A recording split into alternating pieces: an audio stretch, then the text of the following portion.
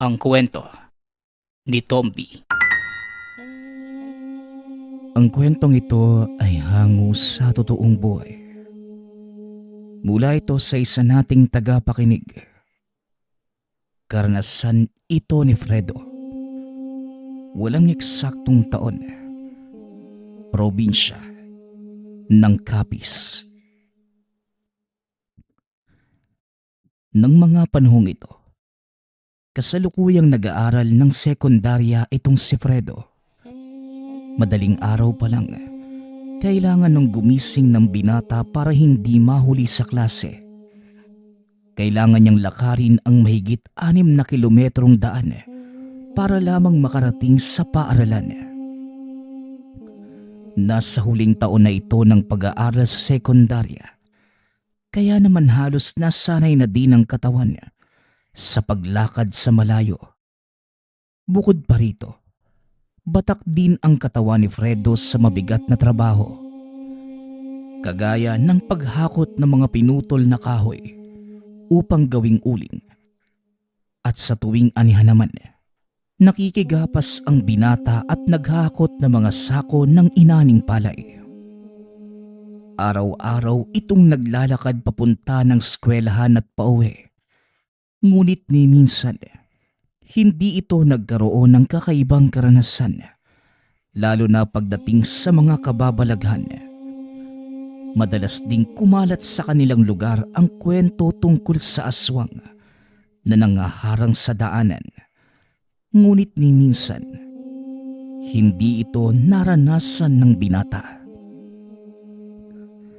Fredo, hindi ka ba natatakot sa tuwing pupunta ka ng eskwelahan at uuwi sa inyo? Bakit naman ako matatakot? Hindi naman totoo yung mga sinasabi nila eh. Kung totoo man yun, imposibleng sa araw-araw kong paglalakad, hindi ko masasalubong yung sinasabi nilang aswang. Hindi masyadong nagpapaniwala si Fredo sa mga aswang at engkanto. Palibhasa, hindi pa ito nakakakita ng aktwal na nilalang. Pero alam mo ba, Fredo?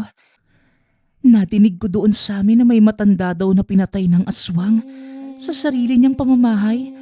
Akalain mo yun? Nasa loob na ng sarili niyang bahay. Gutom na talaga siguro yung aswang na yun.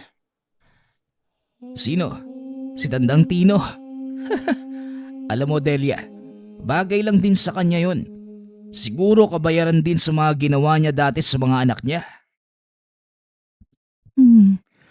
Ang sabi ni tatay, aswang daw si Mang Tino. Kinain niya yung sariling anak at asawa niya. Nakita pa nga nila yung ulo ng bata sa kaldero eh. Hindi naman sa naniniwala ko ng buo. Pero si tatay kasi mismo yung nagkwento at sila yung unang nakapunta sa bahay ni Mang Tino. Alam mo, Delia, huwag ka masyado nagpapaniwala sa mga kwento. Malay mo naman, hindi si Mang Tino ang may gawa nun. Ang sabi kasi ni Tio Lito sa akin, nakita daw nilang nakadapa sa sala yung matanda. May hawak na itak. Kung aswang nga si Mang Tino, bakit niya kakailanganin ng itak? Natahimik na lamang si Delia. Alam nitong may punto ang sinasabi ng binata. Kinahapunan, nagsabay umuwi ang dalawa dahil magkasama ang mga ito sa proyekto nila sa paaralan. Doon na lang natin gawin yung proyekto sa bahay. Mas tahimik doon at maliwanag. Kaso lang medyo malayo sa inyo. Siguradong gagabihin ka sa pag-uwi. Ayos lang yun. Kesa naman doon sa amin. Wala nang ilaw. Napakagulo pa ng mga kapatid ko. At ikaw naman yung gagabihin sa pag-uwi. Mag-aalas 9 na nang matapos ang dalawa sa proyekto. Inaya pa ng dalaga si Fredong kumain. Ngunit tinanggihan ito ng binata. Dito ka na kumain, para naman may lakas ka sa paglalakad. Hindi na, Delia. Sa bahay na lang ako kakain. Sigurado namang tinirhan ako ng pagkain nila nanay at tatay eh. Baka lalo kong gabihin sa pag-uwi. Sige na, Mauna na ako. Matapos ang pag-uusap, kagad nang tumuloy ang binata at hindi alintana ang dilim ng daan. Dahil sa isip-isip niya, kailangan niyang makauwi sa lalong madaling panahon. Hindi alam ng mga magulang kung ano ang ginawa sa paaralan at paniguradong nag-aalala din ang mga ito sa kanya. Nasa kalagitnaan na ng paglalakad si Fredo. Bukod sa madilim, napakasukal pa ng dinaraanan nito. Iyon ang pinakamalapit na daan papunta sa kanila. Habang naglalakad, nakadinig ng ingay ng kuliglig ang binata. Normal naman ito sa kanya dahil palagi siyang dumadaan sa lugar na yun. Ngunit laking pagtataka nito nang biglang tumahimik ang buong paligid. Nawala ang ingay na mga kulisap. Bahagyang umalinsangan ang hangin at nakaamoy ng malansa ang binata. Nagpatuloy pa din sa paglalakad si Fredo hanggang sa nakadinig ito ng mahinang pag-angil na tila isang taong hirap na hirap sa paghinga. Bahagyang nagdahan-dahan sa paglalakad, hindi na nito makita ang dinaraanan. Lalo pat palusong ito. Madulas din ang daan ng mga sandaling yun dahil kakatapos lamang ng ulan. Nang makarating sa bandang ibaba, nagulat si Fredo. Isang figura ng lalaki ang naaninag nitong nakaharang sa daan. Magandang gabi ho sa inyo. Makikiraan lang ho sana. Hindi sumagot ang lalaki. Sa halip, umakto itong mauupo sa gitna ng daan. Bahagyang umatras si Fredo dahil unti-unti itong gumagapang papunta sa kinatatayuan. Umaangil ito habang nakalawit ang dila. Naaninag ni Fredo ang itsura nito dahil sa kaunting liwanag mula sa buwan. Nanlilisik ang mga mata ng lalaki na tila gutom na gutom. Nang walang ano-ano ay bigla itong tumalon papunta sa kanya. Napasigaw si Fredo, ngunit hindi na nagawa pang makatakbo dahil sa sobrang takot. Tanging pag-upo na lamang ang nagawa ng binata. Inantay na tumama sa kanya ang kalmot ng nilalang. Ngunit ilang segundo na ang nakakalipas. Wala pa ding dumadampi sa kanya. At nang mag-angat ito ng tingin, wala na ang nilalang. Nagulat ito nang makita ang isa pang nilalang sa kanyang likuran. Napagtanto ng binata na hindi siya ang pakay ng nilalang na nasa harap, kundi ang isa pang nakasunod sa kanya. Nagpambuno ang dalawa hanggang sa tuluyang mapatay ang isa sa kanila. Halos bumaliktad ang sikmura nang makita nitong kainin ng isa ang kalaban nito. Dali-daling tumakbo si Fredo palabas ng kagubatan at nang marating nito ang gilid ng daan, nagsisisigaw ito papunta sa kanilang tahanan. Dali-dali naman itong sinalubong ng ama. Tinanong kung ano ba ang nangyari. O Fredo, bakit ngayon ka lang? At ano ang nangyari? Bakit nagsisigaw ka? Hindi makapagsalita ang binata dahil sa sobrang takot. Nanginginig ang buong katawan niya habang namumutla at pawis na pawis. Nakaupo lamang ito sa sulok habang nakatulala. Isang buong linggong ganon ang kalagayan ng binata. Hindi ito makausap ng maayos. Sa kalagitnaan ng pagtulog ay napapasigaw ito. At sa tuwing tatanungin ng ama, tanging pag-iyak lamang ang naitutugo ng binata. Sinubukan nila itong ipatingin sa mga espesyalista. Ayon sa mga ito, nagkaroon ng nakakatakot na karanasan ng binata, dahilan para patuloy itong magpabalik-balik sa kanyang alaala. Nagmistula na itong baliw, kaya naman nag-aalala ang mga magulang. Ginawa nila ang lahat ng paraan para manumbalik lamang ito sa dati. Dinala nila si Fredo sa isang albularyo at sa pamamagitan ng isang ritual, nagawa nilang matukoy ang dahilan kung bakit nagkaganon ang binata. Sinabi din ng mga magulang ni Fredo sa albularyo ang resulta ng pagsusuri ng mga eksperto. Laking gulat na mga ito nang sang-ayunan ito ng albularyong si Mang Jaime. Tama ang sinabi ng nilapitan niyong doktor. Isang nakakatakot na karanasan ang naging dahilan kung bakit nawala sa tamang bait ang inyong anak.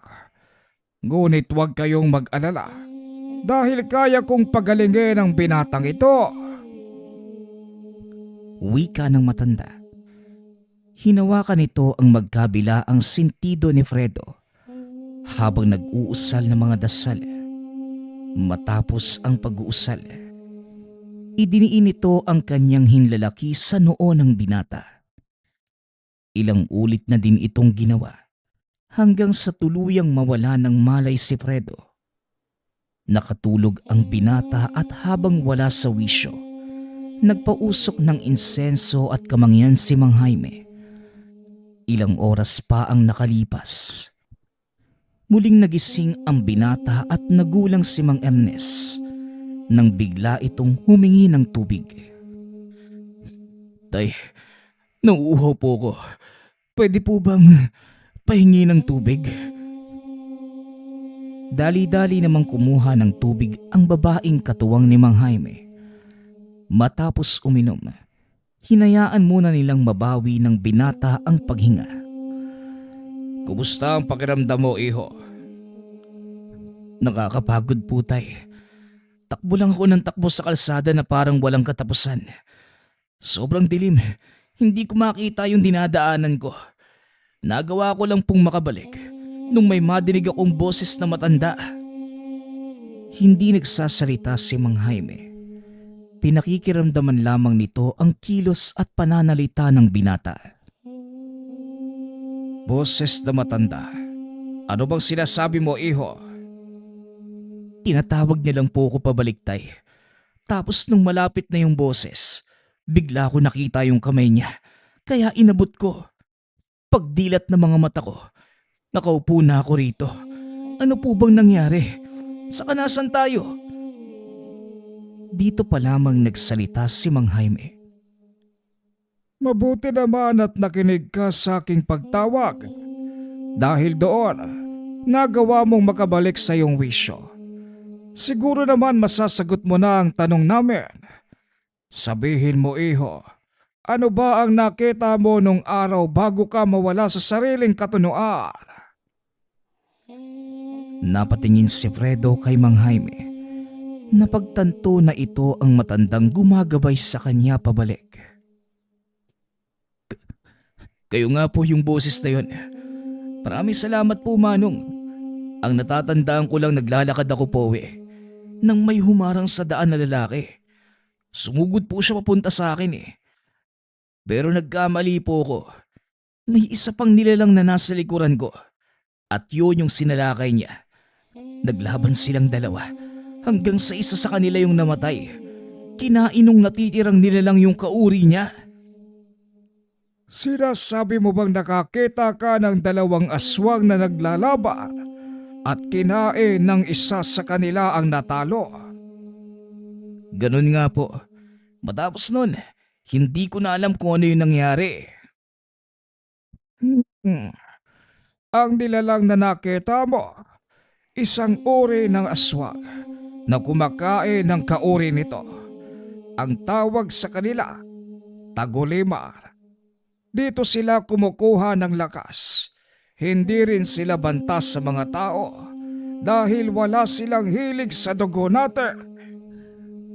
Kung ganun, Manong, ipinagtanggol ako nung aswang sa isang aswang.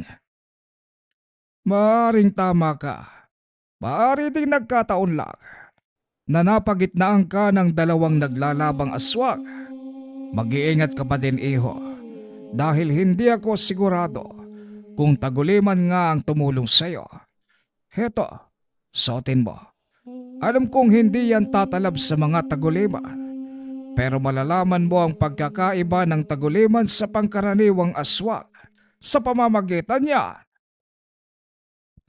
Matapos ang pagbisita nila sa manggagamot, tuluyang nanumbalik sa wastong pag-iisip si Fredo. Muli itong nakabalik sa paaralan at nakapagtapos. Hindi na nasundan ang pangyayaring yun hanggang sa magtapos sa pag-aaral ng sekundarya si Fredo. Hindi na ito nag-aral ng kolehiyo. Bukod sa sobrang layo ng paaralan, hindi na kaya ng pamilya ng binata ang matrikula. Nagpasya na lamang itong tutukan ang kanilang palayan at ang paggawa ng suka mula sa puno ng irog. Naging maayos naman ang buhay ng binata. Inakala niyang hindi na mauulit pa ang nangyari. Mahigit 1 taon na ang nakakaraan. Ngunit nang minsang mautusan ito ng ama na mamutol ng kahoy na gagawing uling, tila nagbalik sa kanya ang nakakatakot na karanasan. Ngunit sa pagkakataong yun, pinanglabanan ito ni Fredo. Hinarap ang matagal ng takot sa kanyang isipan. Fredo, mabutol ka ng mga kahoy na gagawing uling. Itambak mo lang sa gilid ng daan at ipapahakot ko sa mga kapatid mo. Masyado nang masukal ang gubat. Baka dumating ang araw na hindi na natin ito mapasok. Wika ng ama. Ako nang bahala doon, tay. Bukas maaga pa akong pupunta doon. Nahihirapan din akong pumasok papunta doon sa pinagkukunan ko ng tuba eh. Kinabukasan, maaga itong nagpunta sa gubat. Matapos makuha ang sinahod na tuba, sinimulan nito ang pagputol sa mga punong gagawing uling. Hindi na malaya ng binata ang oras. Hapon na nang matapos itong maghakot ng mga naputol na kahoy. Nagpasya si Fredo na umuwi. Nagsisimula ng magdilim. Hindi naman kalayuan ang gubat na yon sa kanilang tahanan. Ngunit napakahirap tuntunin ang daan, lalo pa kung hindi mo ito nakikita. Napakasukal ng bahaging yon ng gubat dahil wala nang nagkakaingin at namumutol na mga puno. Simula nang ipagkatiwala ito ng pamahalaan sa pamilya nila Fredo. Habang naglalakad palabas ng kagubatan, isang pamilyar na pakiramdam ang muling bumalik sa binata. Napahinto ito. Pinakiramdaman ng paligid. Hinawakan ni Fredo ang binigay na pangontra sa kanya, sabay bunot ng itak. Hindi nga nagtagal. Nakarinig ang binata ng huni ng naglilimlim na manok sa kanyang harapan. Alam ng binata ang ganitong uri ng taktika ng mga aswang dahil itinuro sa kanya ni Mang Jaime kung paano malalaman ang kinaroroonan nito sa pamamagitan ng tunog. Sa oras na makadinig ng huni ng naglilimlim na manok, lalo na kung alam niyong wala namang ganun sa lugar, isa itong palatandaan ng aswang na kung tawagin ay kuto-kuto. Kapag ang tunog ay nanggagaling sa harapan, ibig sabihin nasa likod ninyo ang nilalang na gumagawa ng ingay. Ngunit kapag nasa kanan naman, nasa kaliwa ang nilalang. Ngunit hindi basta pwedeng humarap sa kabilang direksyon. Dahil ito ang pinakahihintay ng mga aswang. Hindi sila sasalakay mula sa likod ng kanilang biktima. Dahil ang punteriya nila, ang lalamunan at hindi ito magagawang sakmalin mula sa likod. Kung may dalang itak, mas makakabuting paunahan ng wasiwas bago tuluyang lumingon. At sa oras na may tamaan, huwag magdadalawang isip na patayin ang nilalang na yun. Dahil walang duda, ito na ang aswang napapatay sa iyo kapag hindi mo naunahan. Hawak ni Fredo ang pangontra. Ramdam nito ang paggulo ng lana sa kanyang bulsa. Kaya naman walang pagdududa ang binata na aswang ang makakasagupa. Biglang iwinasiwas ni Fredo ang itak papunta sa likuran, alinsunod sa sinabi ni Mang Jaime. Hindi inaasahan ni Fredo, natatamaan ang nilalang. Bigla itong umatungal ng malakas at tumakbo papunta sa masukal na bahagi ng gubat.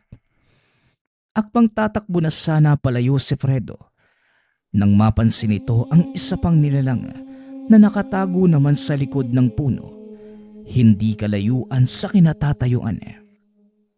Dali-dali itong tumakbo papunta sa direksyon kung saan tumakbo ang kuto-kuto. Sa hindi malamang dahilan, sinundan ni Fredo ang dalawang nilalang. Alam ng binata na ang ikalawang aswang na nakita, isang taguliman. Dahil kahit nasa harap na niya ito, uminto sa pagkulo ang lanang nasa bulsa.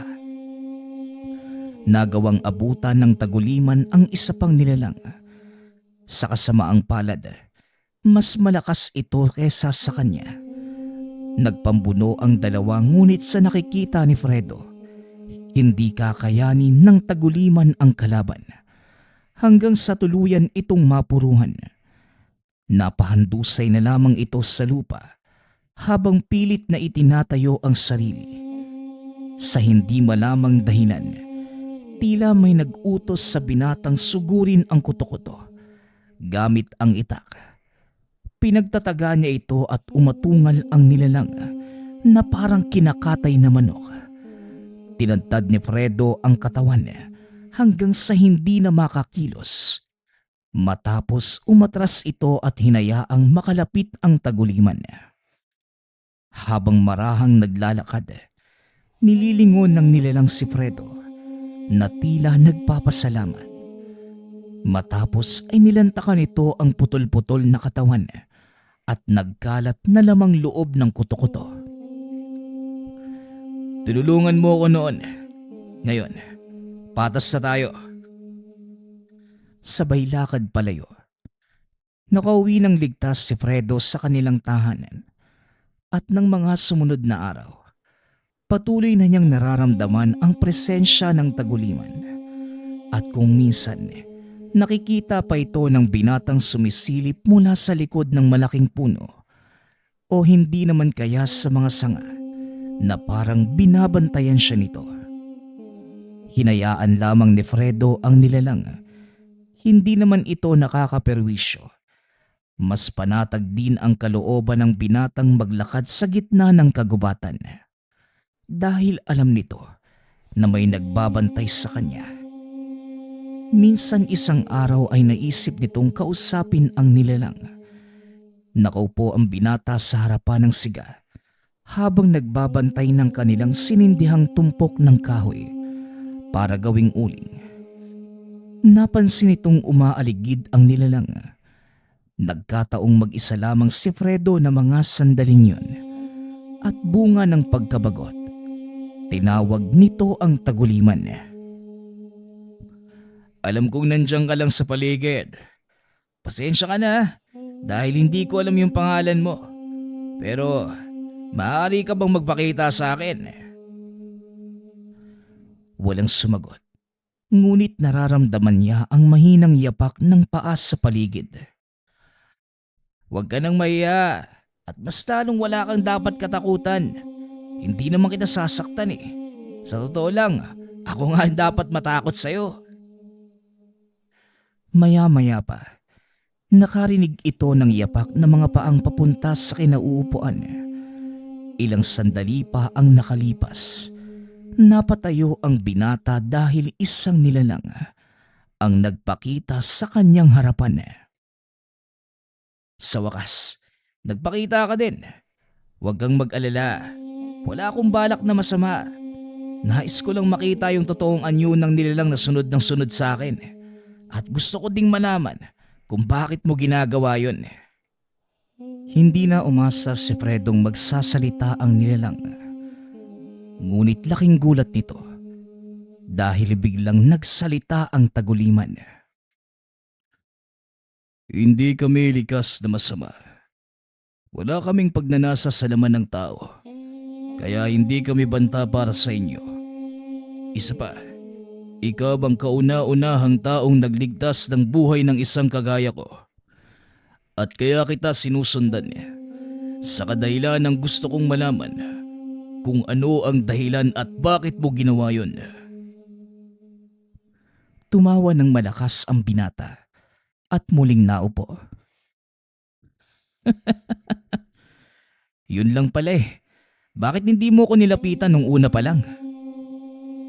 Yun ay dahil sa takot na baka maulit sa'yo ang nangyari noon. Nagulat si Fredo dahil alam nito ang nangyari ilang taon na ang nakakaraan. Kung ganon, ikaw din yung nilalang na tumulong sa akin noon, no? Tama ba? Oo. Ako nga ang nilalang na yun. At nasaksihan ko kung paano kang nagdusa dahil sa nangyari.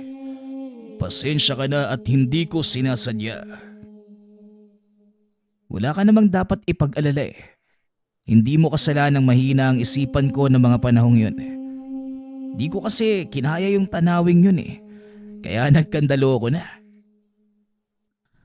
Nang mga oras na ito, nagpatuloy lamang ang pag-uusap ng dalawa. Nalaman ng binatang tahanan ng mga taguliman ang kagubatang kinaroroonan niya.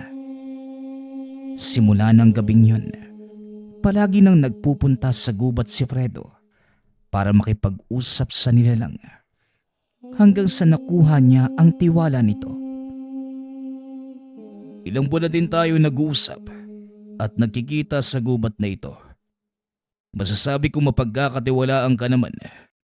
Gusto ko sanang ipakilala sa iyo ang aking anyong tao. Kaso lang, natatakot akong baka lumayo ka, kaibigan. Di nga ako natakot sa nakikita ko ngayon eh. At hindi kita huhusgan sa anyo mong tao. Kaya sige lang, magpakatotoo ka. Antayin natin ang pagsikat ng araw. Saka ko ipapakita sa iyo ang totoo kong anyo. Hindi na malaya ni Fredong nakaidlip pala ito dahil sa pag-aantay. Biglang napabalikwas ang binata dahil nang magmulat ang mga mata, nagliliwanag na ang kalangitan. Hinanap ng binata ang nilalang, ngunit hindi niya ito makita. Sa isip-isip ni Fredo, maaring nagtampo ito at umalis dahil nakatulog habang nag-aantay. Aalis na rin sana si Fredo nang makadinig ng pamilyar na boses. "Oh Fredo, saan ka pupunta?" Dahan-dahang napalingon ng binata. Kinusot pa ang mga mata.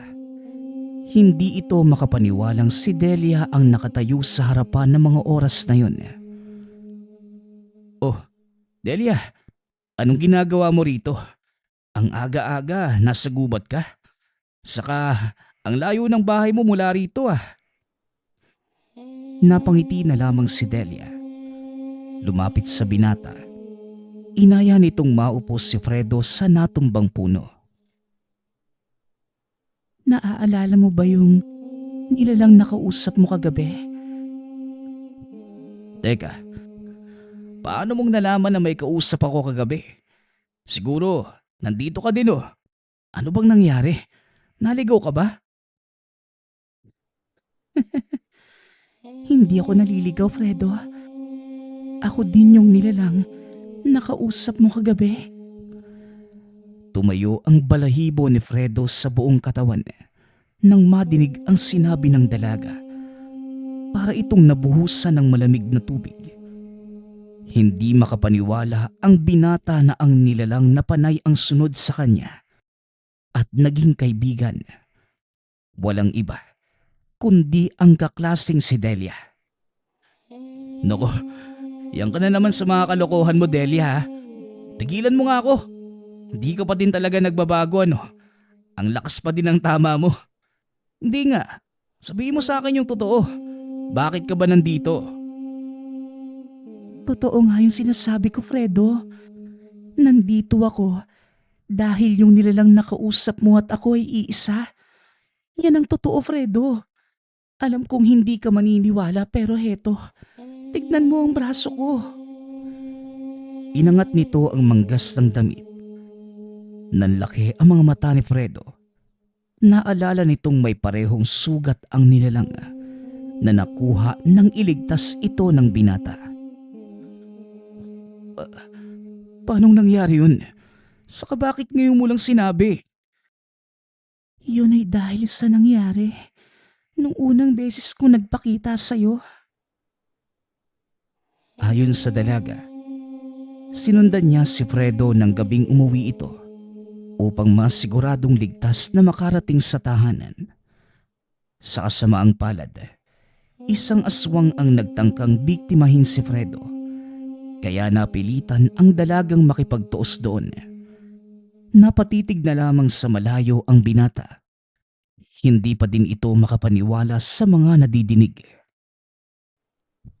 Teka lang, Delia. Seryoso ka ba sa mga sinasabi mo? Pasensya na ha. Pero hindi pa din talaga ako makapaniwala na yung Taguliman at ikaw ay iisa. Sa mismong harapan ng binata, nagbago ito ng anyo at muling bumalik sa pagiging tao. Nanlaki ang mga mata ni Fredo at imbes na matakot, namangha pa ito sa ginawa ni Delia. Ang lupit nun ah. Ngayon, naniniwala na ako. Pero teka Delia, paano mo nga palang nasabi na tirahan mo ang gubat na ito? Dating nakatira ang pamilya namin sa lugar na ito. Tara, sumama ka sa akin. May papakita ako sa'yo. Alam kong hindi ka pa nakakarating sa bahaging yon ng kagubatan dahil napakasukal na ng lugar na yon. Hinila nito ang kamay ni Fredo. Naglakad ang mga ito papasok sa pinakasentro ng gubat. Wala nang taong nagpupunta sa lugar na yon dahil bukod sa napakasukal, pinamamahayan din ito ng mga limatik o lintang naninirahan sa mamasamasang kagubatan. Matapos ang ilang minutong paglalakad, dito, sa lugar na to nakatayo ang dating pamayanan naming mga Taguliman. Simula pa noong unang panahon, naging kanlungan namin ang kagubatang ito at pinangangalagaan namin ang kalikasang pinagkukunan namin ng makakain. Sumagi sa isipan ni Fredo ang nangyari sa nakaraan. Naalala ko lang, Delia. Pasensya ka na ha? Pero hindi pa din ako makapaniwalang ikaw yung kaibigan kong Taguliman. Di ko kasi maisip na magagawa mong kumain ng isang aswang eh. Kung titignan ang anyong tao ni Delia, hindi mo masasabi na isa itong aswang. Balingkinitan ang katawan, napakakinis ng balat, mahaba ang buhok at medyo payat. Taliwas ito sa anyo ng nilalang na nakatago sa loob ng pagkatao. Bahagi ng aming kakayanan ang itago sa karamihan ng totoo naming anyo. Kaming mga Taguliman, may dalawang muka, isang ginagamit sa pakikipaglaban at pangangaso at ang isa naman pakikipagsalamuha sa mga tao. Pero hindi ibig sabihin magkaiba ang ugali ng dalawa naming personalidad. Kung ano ako bilang tao, ganon din bilang Taguliman. Nag-ikot ang dalawa sa paligid. Unti-unting lumiliwanag sa isipan ni Fredo ang anyo ng dating pamayanan. May ilan pang estrukturang nakatayo na mula sa mga dating bahay. Meron ding lumang balon sa pinakagitna ng munting nayon. Kamangha-mangha, ni minsan hindi pa ako nakarating sa lugar na ito. Pero bakit mo ko dinala dito, Delia? Para lubusan mong maunawaan ang dahilan kung bakit kami nagpasyang umalis sa lugar na ito at mamuhay kasama niyong mga tao. Hinawi ni Delia ang makapal na kugon. Tumambad sa binata ang sira-sirang kagamitan ng mga mangangaso, mga patibong na gawa sa bakal at ilang sandatang nakakapatay na mga ligaw na hayop. Hindi ba mga kagamitan to sa panghuli ng hayop Anong ginagawa ng mga yan dito? Ang mga gamit na yan, nasamsam namin sa paligid ng nayon. Nakarating na sa gawing ito ang mga mangangaso. Dahil doon, nangamba ang aming pinuno na baka masira ang matagal nang iniingatan naming kapayapaan. Ilan na din sa aming mga kalahi ang napahamak dahil hindi kami nauunawaan ng mga tao. Hinusgahan nila kami dahil sa panlabas naming mga anyo. Pero hindi nila alam na pinoprotektahan lang namin sila laban sa banta ng panganib sa lugar na ito. Wika ni Delia habang naglalakad papunta sa gilid ng bangin. Dumungaw si Fredo at nakita ang isa pang aktibong pamayanan. May nakatira pa din pala sa lugar na ito, no? Oo, at sila ang mga kalahi ng aswang na kalaban ng aming angkan. Sila ang nambibiktima ng mga taong naliligaw sa kagubatan. Kagaya na lang ng naganap sa'yo ilang taon na ang nakakaraan. Nakalimutan nila na teritoryo namin ang bahaging ito hanggang sa kung saan kayo nagpupunta para mangahoy at maguling. Naupo ang dalawa sa gilid ng lumang balon. Doon ipinagpatuloy ang pag-uusap. Ayon sa dalaga, kaya sila umalis sa lugar ay para makaiwas sa maaaring maging gulo sa pagitan ng mga tao. Hindi alam ng karamihan ang pagkakaiba nila sa normal na mga aswang. Kaya naman madalas, naiisip nating pare-pareho lamang sila. Matapos ang pag-uusap, inihatid na ni Delia palabas ng gubat ang binata. Sumabay na din ito para makauwi sa kanyang tahanan sa kabilang baryo. Sa kalagitnaan ng paglalakad, may nakasalubong ang mga ito na isang lalaki. May pasan-pasan itong sako. Tila hirap na hirap at nag-alok ng tulong si Fredo. Ngunit tumanggi ito. Lumapit ang binata para kausapin ang lalaki. Ngunit napaatras din ito nang maamoy ang napakalansang samyo mula sa dala nitong sako. Hindi namang kumikilos si Delia. Nakatingin lamang sa naturang lalaki. Pinakikiramdaman ng kilos nito. Hindi na. Ayos lang ako. Magaan lang naman itong dala ko eh. Kaso lang, medyo paho ng daan. Pero wag kang mag-alala, Utoy. Kaya ko naman ito. O sige, pero ano po ba yung laman ng sakong yan? Ito ba? Karne ng kinatay na kalabaw. Namatay kasi yung alaga ko sa paanan ng burol eh. Kaya doon na lang din naming kinatay. Matapos ay nagpatuloy na ito sa paglalakad. Nang makalayo na ito, saka pa lamang nagsalita si Delia. Nagsisinungaling ang taong yon. Hindi karne ng kalabaw ang laman ng sako, kundi patay na katawan ng tao. Yun din ang hinala ko, Delia. Pero hayaan mo na lang, hindi naman niya tayo ginalaw. Ngunit nagulat ito nang biglang sumigaw ang dalaga. Hoy ikaw, tumigil ka. Kilala kita. Sino naman yung biktima mo? Talaga namang hindi na kayo natuto. Humintos sa paglalakad ang lalaki. Nilapag ang dala nitong sako. Paglingon nito sa kanila, laking gulat ni Fredo dahil nanlilisik na ang mga mata. Tumutulo ang laway. Pwede bang wag ka nang makialam, Taguliman? Nagugutom na ang pamilya ko. Kaya wag mo na akong harangan. Kung ayaw mong patigaw, gawin kong konsumo ng pamilya ko.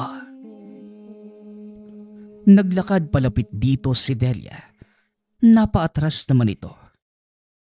Huwag mo akong tatakutin sa sarili kong teritoryo. Nakalimutan mo yatang wala kang kapangyarihan sa umaga. Napaatras ang lalaki. Muling binitbit ang sako. Masyadong nakikialam.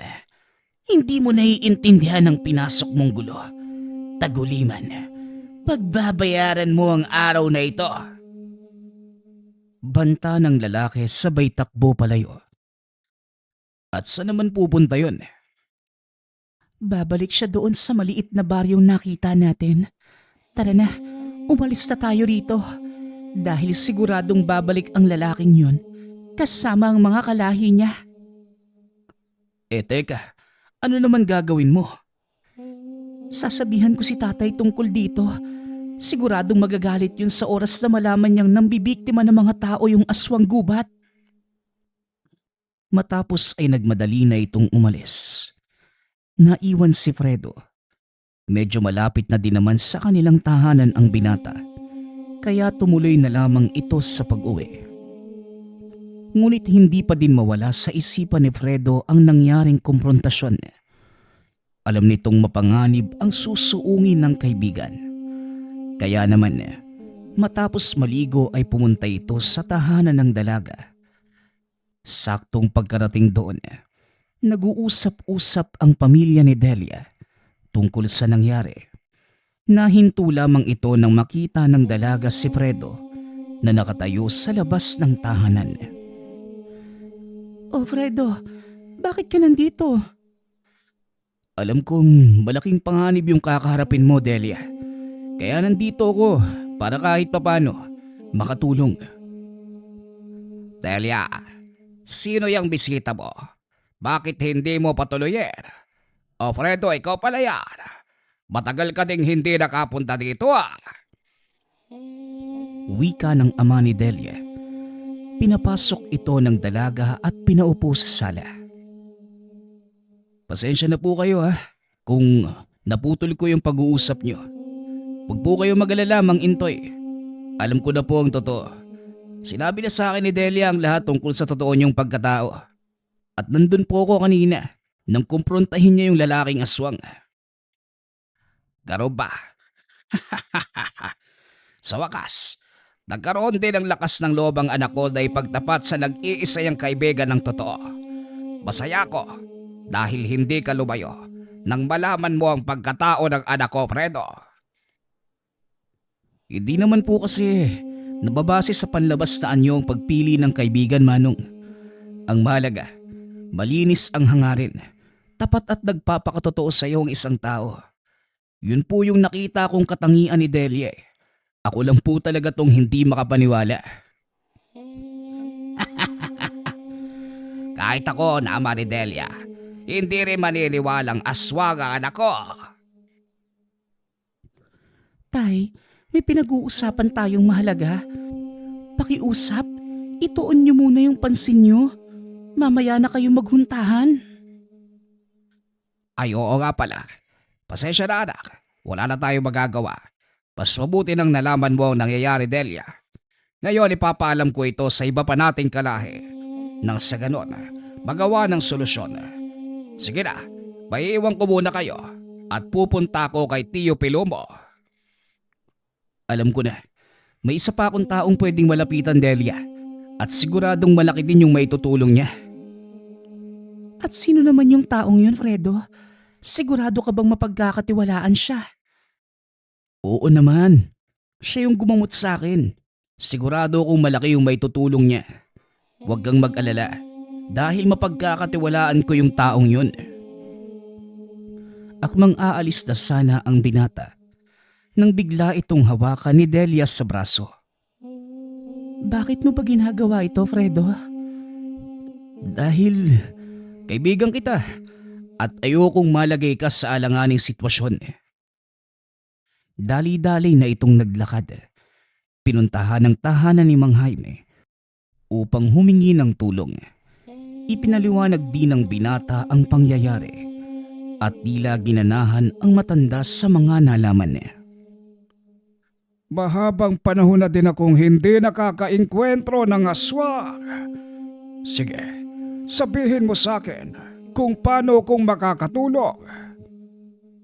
Kailangan ko lang po ng ilang payo kung paanong mabilis na mapapatay ang mga aswang gubat. O sige, bibigyan kita ng ilang payo. Pero sa isang kondisyon, gusto ko sanang sumama sa laban. Kung yan po ang gusto niyo, Manong, wala pong problema sa akin. Makinig kang mabuti dahil mahalaga ang mga sasabihin ko. Ang mga aswang gubat hindi lumalaban ng sarilinan. Sama-sama sila kung sumugod, kaya kailangang maging alisto ka sa lahat ng panahon. Kapag kaharap mo ang mga kagaya nila, hindi mo rin alam kung saan sila nanggagaling sa tuwing umaatake. Taliwas ang kakayanan nila sa mga kuto-kuto. Dagdag pa ng matanda, tuso din ang mga aswang gubat. Hindi ito nagiiwan ng bakas kahit saan. Ngunit may paraan para matukoy ang kanilang kinaroroonan. Ito ay sa pamamagitan ng pagsaboy ng abo sa paligid. Matapos makuha ang pagpayag na matanda, isinama niya ito sa tahanan ni Delia.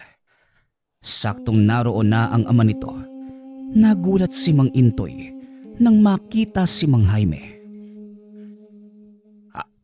Jaime, ikaw ba yan? Oo, ako nga ito, Intoy. Kumusta? Si Mang Jaime pala ang tinutukoy mo. Matalik na magkaibigan sila ni tatay. Akala ko naman kung sinong isasama mo eh. Di ko naman alam eh. Pero ayos na din yun. Kahit pa paano, magkakilala pala silang dalawa. At mapagkakatiwalaan din natin sa mga sikreto nyo. Mamayang gabi, babalik tayo sa lugar kung saan natin nakita yung lalaki. Dahil paniguradong doon sila magtitipon-tipon. Ikaw ang una nilang hahanapin para matunto ng kinaroroonan namin. Ganon silang kumilos, Fredo. Alam ko na yon, Delia. Ipinaliwanag na ni Mang Jaime sa akin ang lahat. Nakahanda na din kami sa posibleng mangyari.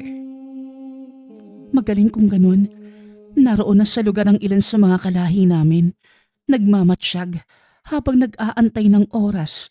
Bakit hindi ka muna magpahinga, Fredo? Hindi na, Delia. Hindi rin naman ako pagod eh. Isa pa, lalo kong ginanahan dahil kasama ko sa pakikipaglaban ng kaibigan ko. Jesus, nang bola pa. Tara na nga, magmerienda muna tayo. Aba, tignan mo tong dalawang matanda. Nakuha pang mag-inuman. Saka saan galing yung alak nila? Hindi ko naman nakitang lumabas si tatay eh. Dala ni Mang Jaime ang bote ng alak na yan. Itinatago pa nga niya sa akin kanina. Pero nakita ko na yon. Inantay lang ng mga itong sumapit ang paglubog ng araw bago lumusob. Pagkarating sa lugar, hindi nga nagkamali ang sinabi ng dalaga dahil nakaabang na doon ang mga aswang gubat. Kayo pala ang sinasabi sa akin ni Miloy. Ang lakas naman ng loob mong harangin sa daan ang isa sa mga kalahi ko. Abner, kayo ang lumabag sa batas. Pumatay at kumain ng tao ang isa sa mga kalahi mo. Kayo mismo ang gumawa ng kasunduang ito para mahinto ang gulo sa pagitan natin. Oo, pero wala kaming pagpipilian. Dahil unti-unti nang nauubos ang buhay sa gubat, kagagawa ng mga taong walang habas na nangangaso at sinisira ang kapaligiran. Sa tingin mo, hahayaan na lang namin na magutom ang aming pamilya? Saka hindi ba yun naman ang silbi ng mga tao sa ating mga aswang? Pagkain lamang sila, Mang Intoy. Kaya nga nagtataka ko kung bakit kayo nakikianib sa kanila. Sa kadahilan ng hindi pagkain ang tingin namin sa kanila, kundi mga nilalang ng amang may likha na isinunod niya sa kanyang imahe. Babalaan kita, Abner. Sa una at huling pagkakataon, itigil niyo ang pagpatay sa mga tao. At anong magagawa nyo? Masyadong mapagmalaki ang lahi mo, Mang Intoy. Kayong wala naman kayong laban kung ikukumpara sa amin. Oo, tama ka, aswang. Wala kang laban sa inyo ang mga tagulema. Pero sa palagay ko, sasapat na ang kakayanan ko para talunin kayong lahat. Nanlaki ang mga mata ni Abner nang makita nito si Mang Jaime. Saka pa lamang napagtanto ni Fredo na malaki ang takot ng mga aswang gubat sa matandang manggagamot.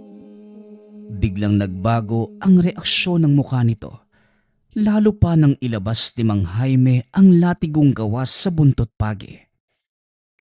"Huwag kang makialam dito, Mang Jaime. Walang atraso sa iyo, mga kalahi ko. Away namin ito ni Mang Intoy at ng kanyang angkan." At sa tingin mo, hayaan kong galawin mo ang kaibigan ko. Hindi naman na yata tamang manood lang ako. "Pwes, kung yan ang hanap mo, mga kasama, magsipagsugod kayo." Pagkabigay ng hudyat, naglabasan ang mga nakatagong aswang gubat. Lingid sa kalaman ng mga ito na may nakaambang patibong para sa kanila ang matandang manggagamot.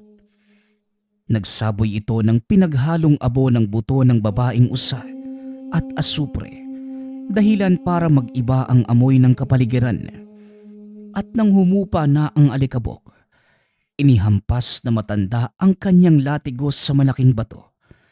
Kumislap ito na naging sanhi naman ng pagkasunog ng lupa kung saan tumama ang pinulbos na asupre. Natupok ang katawan ng mga aswang gubat, kaya nagpasya ang mga itong umalis sa lugar. Hindi makapaniwala si Abner sa ipinakitang kakayanan ni Mang Jaime. Sa kabila ng katandaan, napakahusay pa din ng matanda sa pakikipaglaban. Wala kong balak na patayin ng sino man sa inyo. Kagaya ng mga tao, may karapatan kayong mamuhay. Ngunit pakatatandaan niyo ang limitasyon at hangganan kung saan kayo nabibilang. Hinabol naman ng mga kasamahan ni Delia ang nagsipagtakbuhang aswang. Hindi na ito nagawang pigilan ni Mang Intoy dahil matagal na ding hindi nakakakain ng aswang ang mga ito. Ikaw ang nagdala ng kapamakan sa mga kalahi mo, Abner. Kung nanahimik na lang sana kayo, wala sanang mangyayaring ganito. "Pakiusap, pigilin niyo ang mga kalahi mo, Mang Intoy. Pangako, hindi na kami lalampas sa aming hangganan. Hindi na din kami papatay ng tao. Hayaan niyo lang kaming mamuhay." Huli na ang lahat, Abner. Mas makakabuti kung lilisanin ninyo ang lugar na ito. Sa gayong paraan, makakapamuhay tayo pare-pareho na mapayapa. Umalis na sa lugar si Mang Intoy. Naiwan sina Delia at Fredo. "Delia, ano bang balak mo sa isang yan?" "Wala na din namang silbi ang buhay niya. Mas mabuti pa sigurong isama na din natin sa mga kalahi niyang namatay." Sabay sunggab kay Abner. Kinagat nito sa leeg ang lalaki. Sabay hila. Napatalikod na lamang si Mang Jaime at Fredo. Ilang saglit lang ay natapos ng kainin ng dalaga ang lamang loob nito. Matapos ang kaganapang yun, bumalik sina Delia at Fredo sa maliit na pamayanan ng mga aswang gubat. Inabandona na ng mga ito ang nayon. Tuluyan nang umalis sa lugar. Samantalang sina Delia naman at ang kanyang ama nanatili sa pamayanan ng mga tao. Sa paglipas ng panahon, umalis si Fredo sa bayan para magtrabaho sa ibang bansa. Hindi na ito muling nakabalik pa dahil bumuo na ito ng pamilya sa bansang pinuntahan. Wala na din siyang naging balita sa kaibigan. Ngunit gayunpaman, hindi nawawala sa isipan nito ang alaala ni Delia at nang angka nitong aswang na kumukuha ng lakas sa kapwa aswang. Nagpapasalamat nga pala ako sa lahat ng sumusuporta sa ating channel. Nawa ay patuloy niyong suportahan at pakinggan ang ating mga kwento. Hanggang sa muling pakikinig. Paalam.